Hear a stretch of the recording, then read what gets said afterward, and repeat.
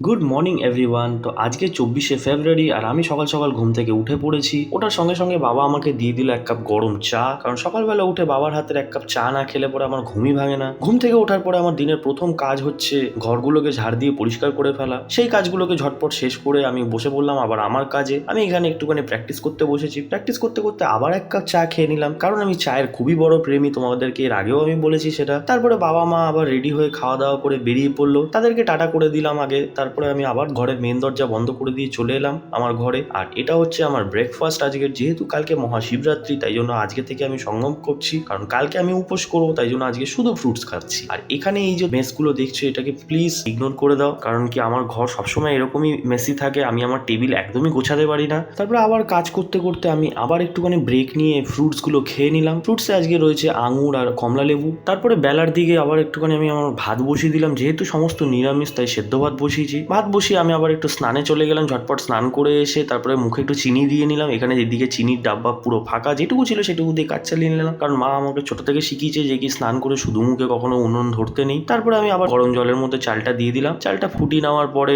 হাঁড়িটাকে উবুড় করে দিলাম। মাঠটা গেলে নেওয়ার পরে তারপরে আমি আমার ভাতটা মেখে নিলাম। আর এই হচ্ছে আমার আজকের লাঞ্চ, সেদ্ধ ভাত গোবিন্দভোগ চালের, আর সঙ্গে একটুখানি আলুর চিপস। খাওয়া দাওয়া শেষ করার পর একটু রেস্ট নিয়ে বিকেলবেলা আবার রেডি হয়ে গেলাম। আমার একটুখানি বেরোনোর আছে, যাচ্ছি সম্পূর্ণার সাথে দেখা করতে। এদিকে আমার বাড়ি থেকে মেন রোডে বাস স্ট্যান্ড অব্দি যাওয়াটা খুবই একটা ঝামেলার কাজ, কারণ কি আগে আমাদেরকে হেঁটে এখান থেকে একটা অটো স্ট্যান্ডে যেতে হয়, সেখান থেকে এইভাবে অটো ধরে তারপরে আবার বাস স্ট্যান্ডে যেতে হয়। কপাল ভালো, আজকে বাস স্ট্যান্ডে পৌঁছানোর সঙ্গে সঙ্গে একটা বাস পেয়ে গেছি, বেশিক্ষণ ওয়েট করতে হয়নি। বাসে উঠে চলে গেলাম সোজা পার্ক স্ট্রিট। পার্ক স্ট্রিটে পৌঁছে ওর অফিসের সামনে চলে গেলাম। এই হচ্ছে এটা ওর অফিস। একটুখানি ওয়েট করার পরেই ও চলে এলো। দেখো এখন অব্দি মোবাইলে ঢুকে আছে, আমি সামনে দাঁড়িয়ে আছি সেটার হুঁশ নেই। তারপরে এসেই এইটা হচ্ছে ওর প্রথম কাজ, আমাকে ব্যাগটা ধরিয়ে দিল হাতে। তারপরে কিছুক্ষণ একসাথে ঘোরাফেরা করলাম, খাওয়া দাওয়া করলাম, বেশ কিছুক্ষণ গল্প করলাম। তারপরে আবার ওকে ওর বাড়ির বাসে তুলে দিলাম। তারপরে আমিও আবার বাড়ির দিকে রওনা দিলাম। আমি যতক্ষণ বাড়ি ফিরছি, তোমাদের যদি আমাদের ব্লগটা ভালো লেগে থাকে তাহলে পরে লাইক করে দাও। টাটা।